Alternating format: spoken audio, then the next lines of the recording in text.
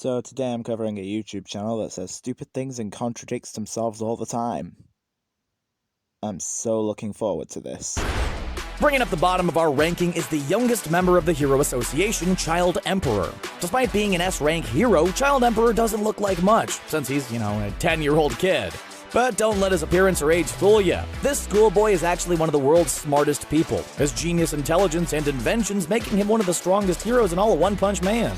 While in battle, Child Emperor utilizes an arsenal of gadgets and weapons of his own creation. Additionally, he's a master strategist and has his full mech suit for special situations. However, despite all his gadgetry and intelligence, Child Emperor is mostly a normal kid. Okay, so I somewhat know where you're coming from, and the main reason this is a problem is because of something you say later in the video. We have Atomic Samurai. This awesome character was a bit tough to rank, since while he's incredibly powerful and could likely level a skyscraper, his powers and strengths are very specific. You see, Atomic Samurai is powerful, but only as a sword fighter. Right, but he always carries his sword with him, so why don't you just judge his strength by how strong he is as a sword fighter?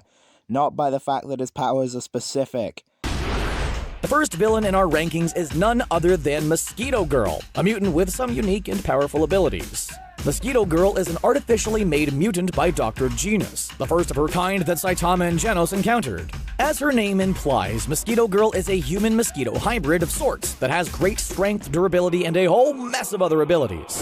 Her exoskeleton makes her incredibly durable. She has super strength, she can fly using her giant mosquito wings, she can command and control swarms of mosquitoes, and she's fast enough to dodge laser blast from Genos. Sounds pretty powerful, right? Especially considering the fact that she gets stronger when she drinks blood and transforms. While this is true, and Mosquito Girl was strong enough to give Genos a run for his money, in the larger scale of things, this villainess only comes in at number 18. This doesn't actually explain why you placed her higher, you just run through her powers and that's about it. That being said, she has absolutely no scaling outside of a Genos that doesn't scale to anyone else since he got an upgrade right after this. Being a powerful hero isn't all about being super strong or having other impressive and useful superpowers. Sometimes it's just about having grit and determination, two things that S-Class hero Metal Bat has in spades. You see, Metal Bat's powers aren't exactly super strength, speed, or durability. They're more like fighting spirit. Basically, this means the longer a fight goes on, the stronger Metal Bat becomes. His fighting spirit also allows him to continue fighting even when he's low on blood and on the verge of death, allowing him to break all of his limits. That said, Metal Bat's strength relies on a fight being drawn out, so if he faces an opponent who can take him out within minutes, he doesn't stand a chance, earning him the number 17 spot on our ranking. That's pretty damn stupid. Someone who's just a little bit further ahead of him would not be able to take him down like this. Also, this is a very situational placing, considering that you're basically judging if he's fighting someone way more powerful than him. Also, he does have super strength, speed, and durability, because how else did he beat Melgazard around without any fighting spirit? Class hero Zombie Man. The origin of this name comes from the character's unparalleled regenerative abilities, meaning he can't die. He walks around undead and unable to be killed, a zombie who's still a man.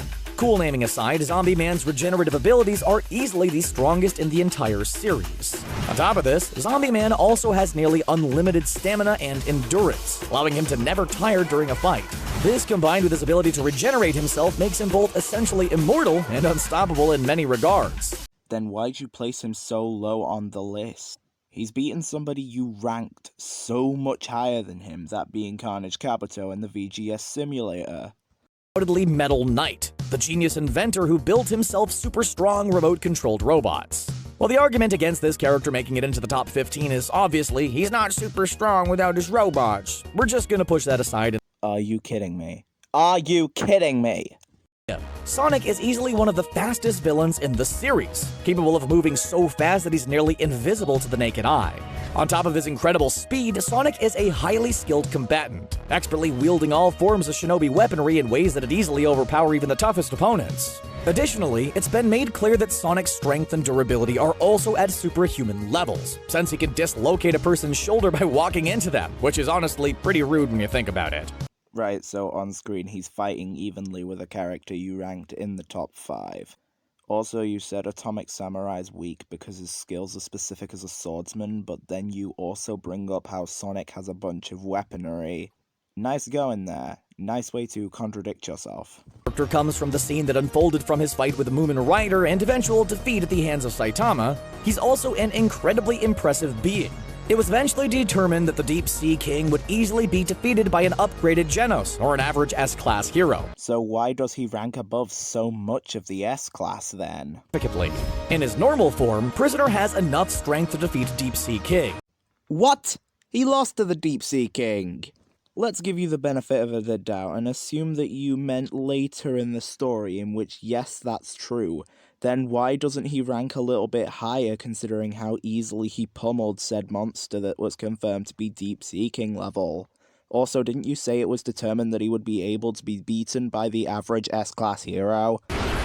Seriously, we can't state enough how fantastic the names of the characters are in One Punch Man. Carnage Kabuto? Are you kidding? It's freaking awesome.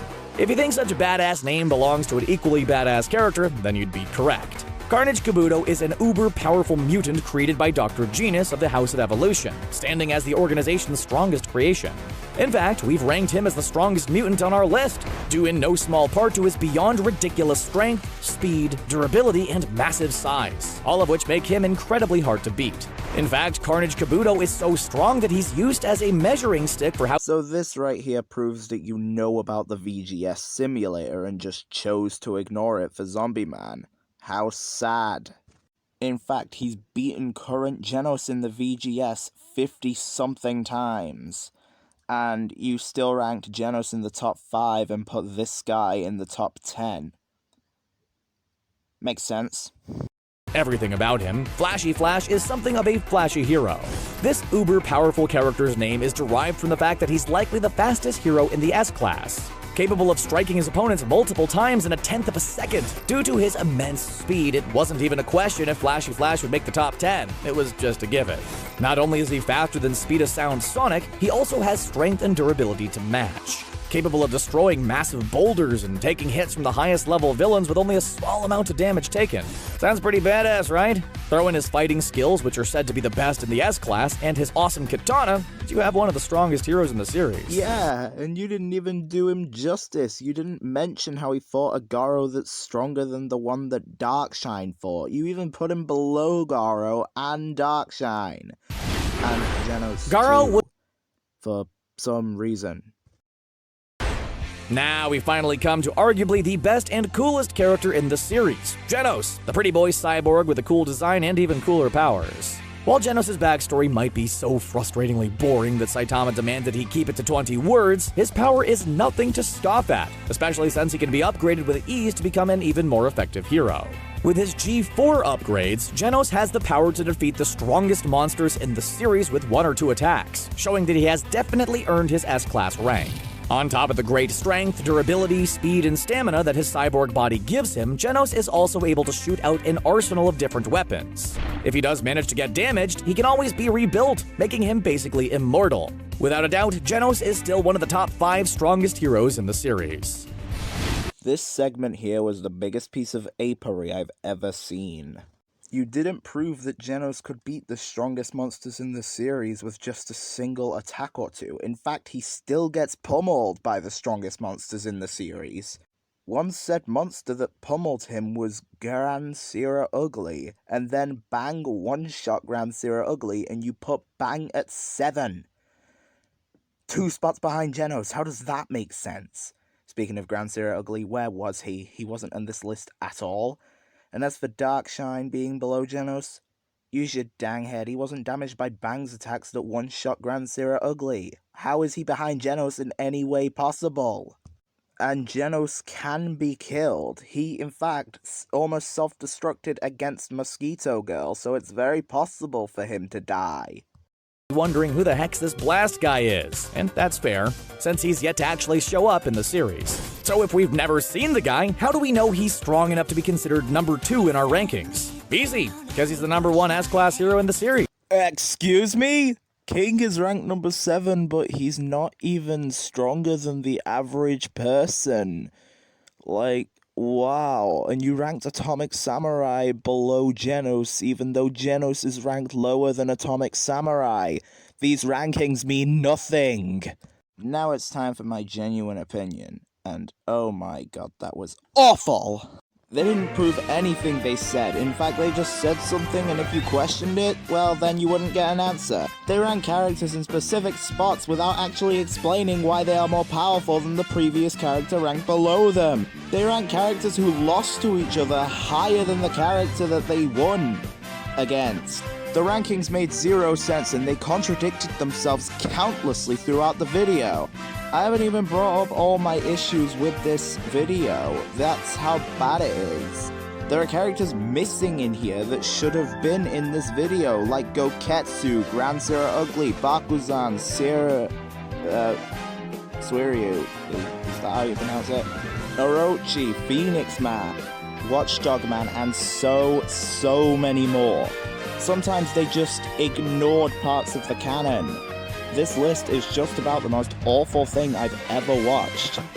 Thanks for watching, and if you enjoyed hearing me rage, then maybe I'll try it a bit more often.